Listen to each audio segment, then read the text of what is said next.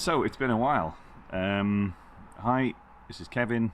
Life's been a bit crazy recently, so although I've got some stills and things that I took over the recent weeks, which I'll put into this video later on about various bits and bobs, yeah, not got around to any of this. So I can't quite remember quite where we're up to. So a lot of stuff's been done since I last posted a video. So I'll just go through the bits that I've done, and some of the systems I'll run through, maybe with this video, but perhaps with a separate one for the bits when they're done. This is the thing I've been using to work out what's going on, and it basically just has been on the wall of the garage. There's a few other pads around with various measurements of things, but it's just been a reminder to get off my backside and do something, and you can see that it's perhaps a little bit more organised than some of these videos might have suggested, but it's nice to be able to see a lot of crosses through some of these things. So it's probably easier to see some of this stuff from the back.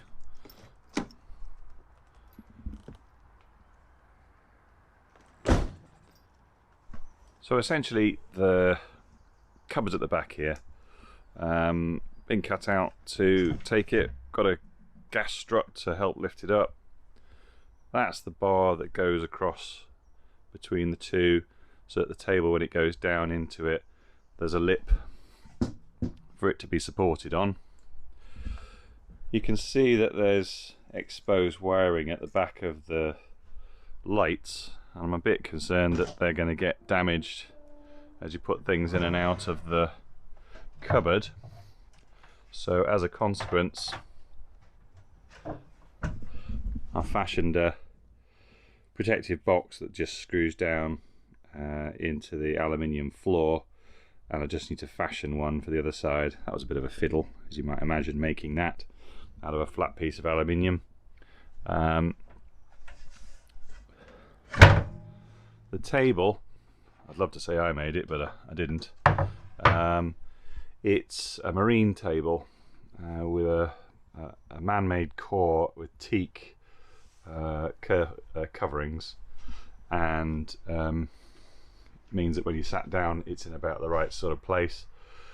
It folds out to fit exactly into this space to help make the bed, and when it's folded over you can rotate it by just undoing one of those, or you can actually fit through over there without any bother. This is what it looks like with the table down and the support. View of putting some of the shelving units in the corner and finalising the pipes and stuff under the sink. I ordered an IKEA foam mattress and a memory foam topper. The thickness was deemed to be just about right for being able to get your legs under the table, and it was also the cheapest way of getting foam. This is a small double.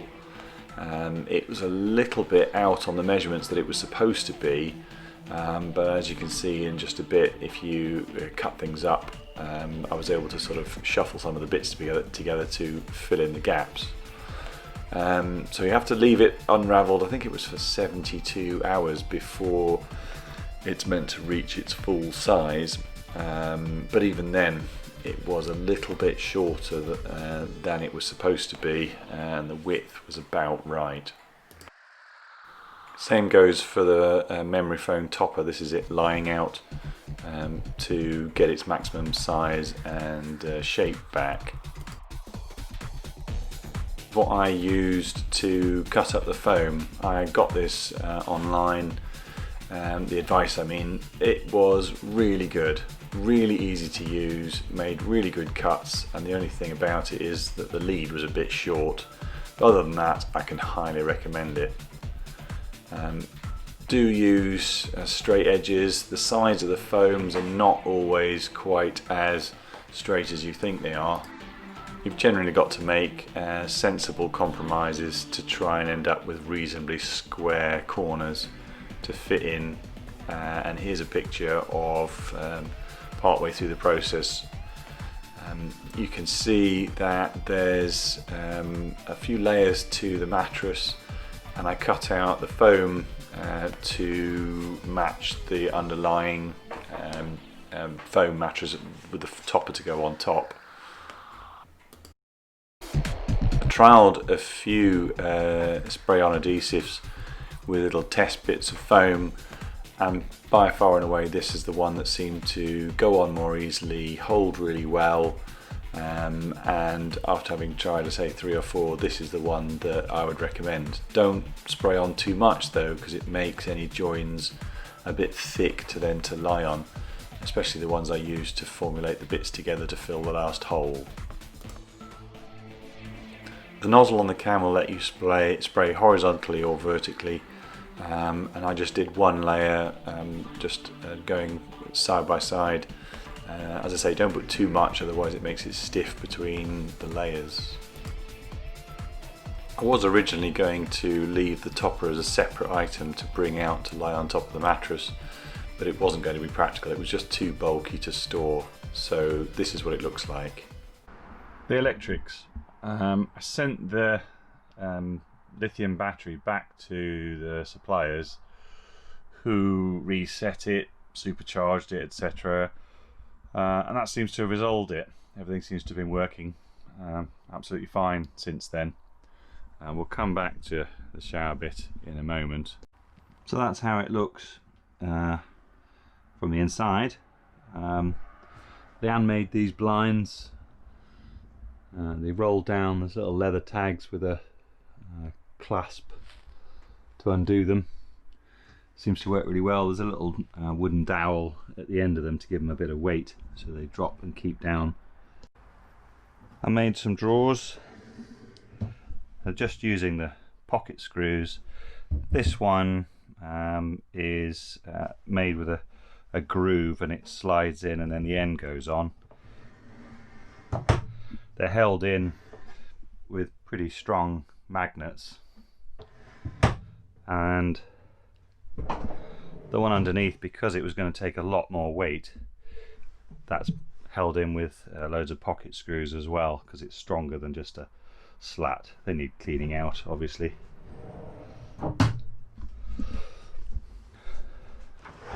Covered in here, pretty sturdy shelf.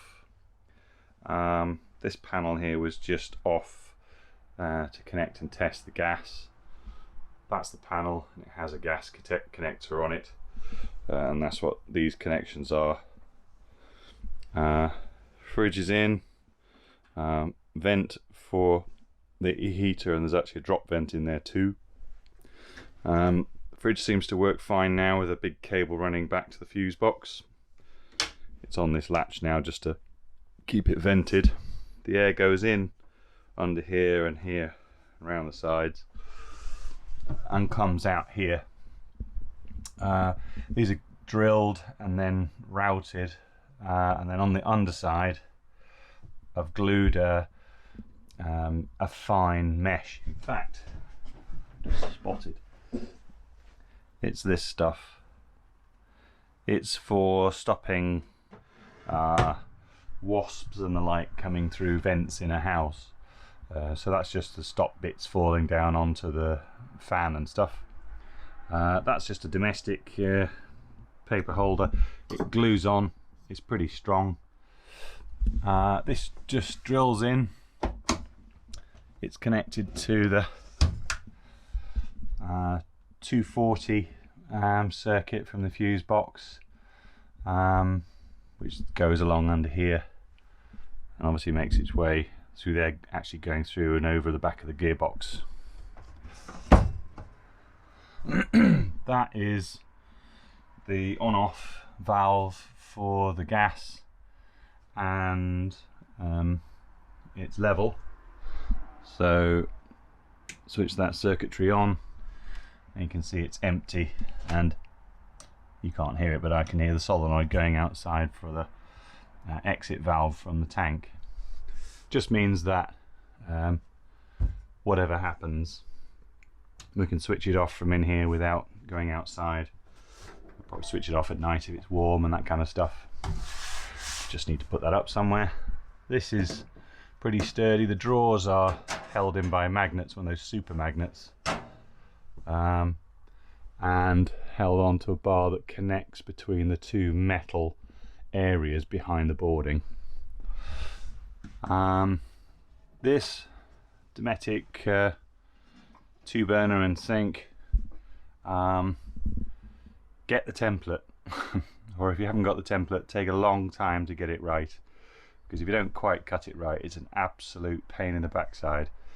And for me it was particularly so because the edge of the cabinet goes through here and it needed just a bit taking out for the sink to go in, but it needed to be far enough away from the edge to take the mountings of this, far enough away from here, etc, etc. This is probably just inside how high they reckon it should be over the stove, but I'm going to put some heat resistant stuff underneath it just to make sure all's well. Same goes with that. I think it's just within the boundaries, and if not, it's metal, so it'll transmit the heat everywhere. Once I've used it once or twice, I'll decide whether it needs to have a little screen down the side of that or not. Tap came with the system, and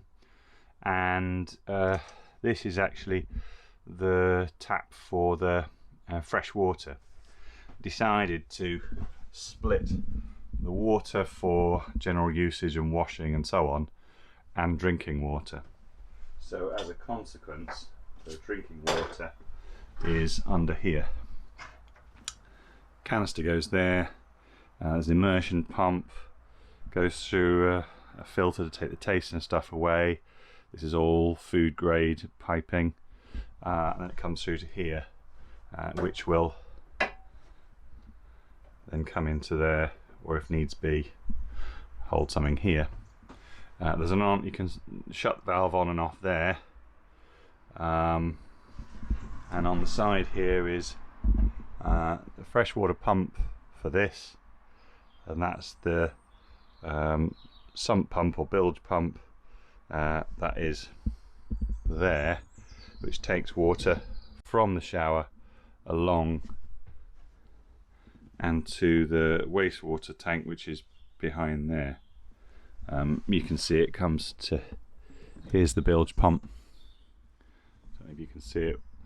That's it there behind this, and then it goes from the sink from here and the bilge from out there through a pipe into the tank.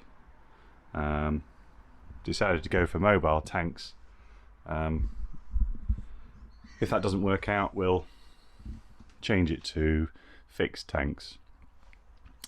The class stops you putting the T-handle in, that's all. So you've got to have both. So this is on an additional fuse in the fuse box. I figured if I was doing stuff out here, what have you, a lamp or charging something in here at a campsite, whatever might be helpful. The ramps, that plus the water plus the wastewater, I couldn't believe that it just accidentally is exactly the right size. So that's I've drilled into here. This is just a straightforward pipe connector, and there's a pipe that goes right down into one corner, and then this will connect into there. It's just disconnected because I emptied it the other day.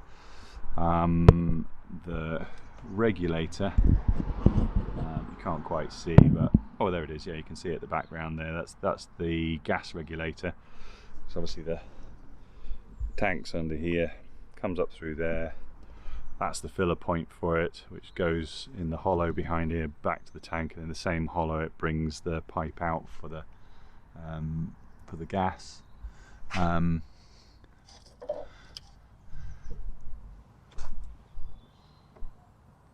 can't see it, but the heater vent I showed you for the shower goes down the back there, and the wastewater comes out for here. This is the power cable from the fuse box going up to the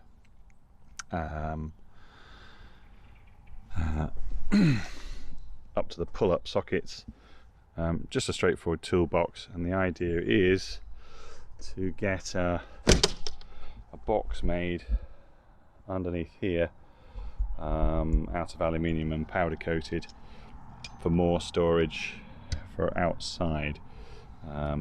Originally I thought I'd fit everything in here, but seeing as all the water tanks went in there, there's not much room for anything else, like a camping table, deck chairs, that kind of thing. That tower also takes the electrics to the fridge and the heater and all the rest of it. And although it looks relatively permanent, this will unhook. The side panel is held on with magnets, and if it really needs be, there's some pocket screws at the bottom into this. Take that out and then the whole tower can come off. Fuse box, so lights for the cabin. That's for the air heater, which isn't connected to gas yet, so it gets upset if you try and turn it on. The water, actually, because the water pump runs until the pressure tells it to stop, I fitted this as well. This basically stays on while the pump's actually running. So if you think everything's turned off and this light's on, even if you don't hear the pump, which you should do, it tells me that there's a leak going on somewhere and I need to turn it off. Gas, and then the socket to here. A little bit down on the volts, but the sun's not exactly been around to help very much. I might just have to plug it in after a while. 13.4 is okay on a lithium though. And then last of all, it's the shower. So the cold and hot comes out from there, runs along there, goes under the back of the loo, and then connects to that tap. The first ones I had were tails that did the whole of that from the tap, but they were quite soft and kinking, so I had to access the back of that through the cupboard that's around there. In doing so, chopped them, so I had to change it, and I went back to using the standard pipes. They seemed a bit more sturdy. So then this is a a spring-loaded shower handle.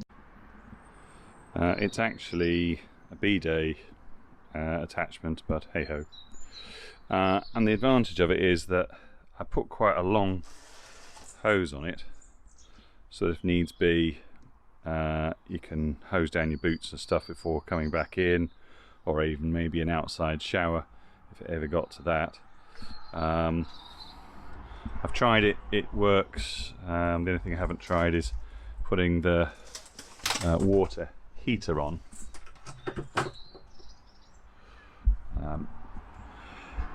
So then, that's just because it was raining the other day and it's trapped in the plastic. So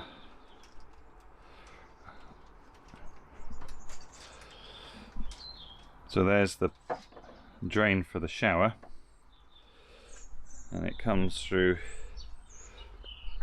here.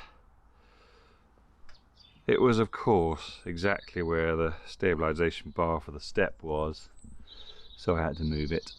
That's a water trap, and also you can rescue your diamond ring if it falls down the plug hole, and then back into there. Comes through there and then goes through to the bilge sump pump in there. This is a vent from the heater, so that first of all, if you stood in the shower and it's pretty cold, you can actually blow warm air at yourself whilst you're in it. And secondly, if we've got coats hanging up here, I'm going to put some hooks, then it should help them dry faster. This other black tube is the vent from the loo. It normally vents into where the cassette is, which clearly would sort of empty, so to speak, as you open the door to the outside. But as ours is going to open inside, I connected another bit of hose to it to extend its length, It's just cable tied to there, and there is actually a dropout sort of set of holes next to where that pipe comes in. So if there's smell, hopefully it'll go out through the bottom there rather than anywhere else. So the shower's coming along. This is just a blue protective cover over the white, and that essentially is what it should look like. What I was going to do is get to this point and then actually just pull it apart so you can see what's underneath. Though I've got loads of this stuff, but what that's going to do is go there and across here like that, and then there, and also there, and have more of this panelling there and there, and probably just a some of this going across there, to leave this as a place for boots and shoes. But that's just so complicated to go round inside there for such a small amount of space. It just isn't worth it. So if this comes out, it took a year and a day to cut that to shape. And then this is some boarding to give it strength, which hasn't been fixed in yet, obviously, and just tucks in around the corner.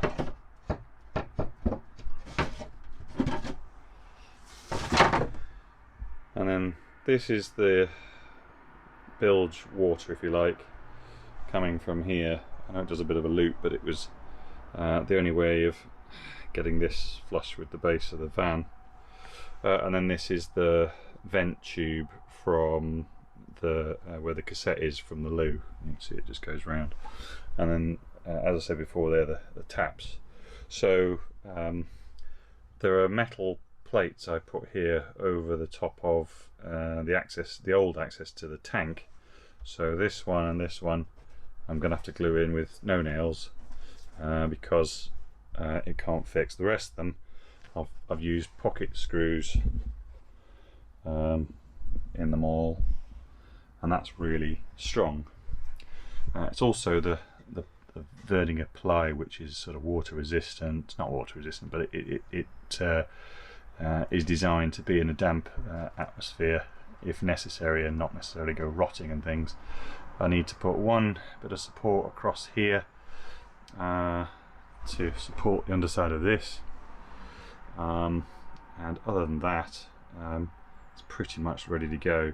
What I want to do before I do this is to connect up all the drainage pipes and stuff, and fill up the tank with some water, and then just run this shower attachment to make sure there are no leaks.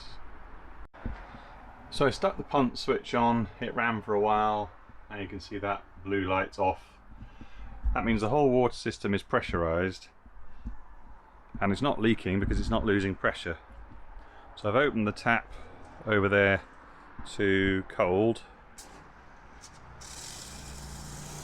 and it's running.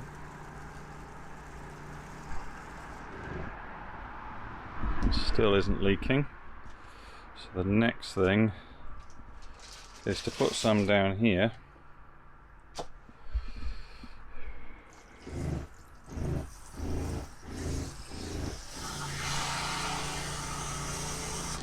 And get the bilge pump to work.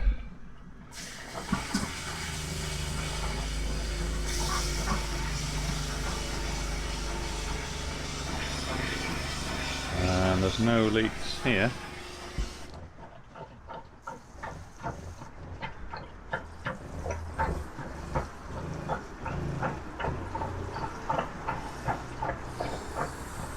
So it's pumping it from here round to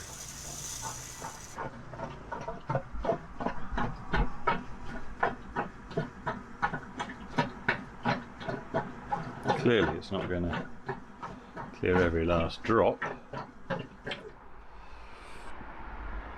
and to finally empty it for storage and so on, just undo that and that will drop out what's left in the pipes. But I think otherwise that's a pretty reasonable success. Just turn the tap off there, Can't really check the hot water because it's not connected to electricity or gas, but otherwise reasonably happy with that. I'll just dry that off and then get on with putting things together.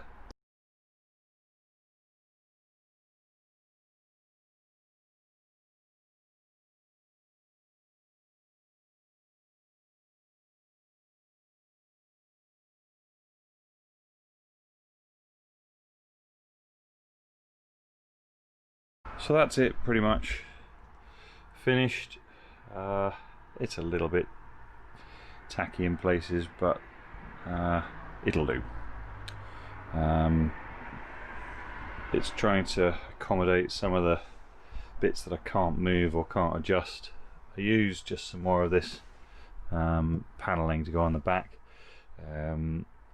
It was easier to use Sikaflex to seal that across the bottom than put another L piece, because it's not at 90 degrees. These markings here are figuring out the track that's going to come here as to where the tambour door is going to be, that's going to shut this off and then shut that off when it's open. I've done a wood insert for this.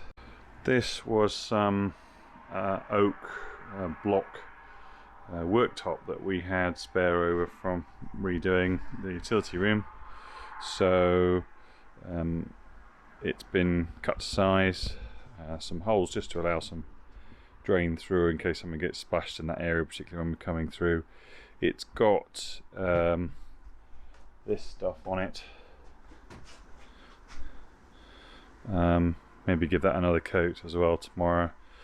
It's good for waterproofing worktops and so on, and it's been done already, but I put these in, routed them like I did for the vents for the fridge, and obviously smoothed off and routed the edges here.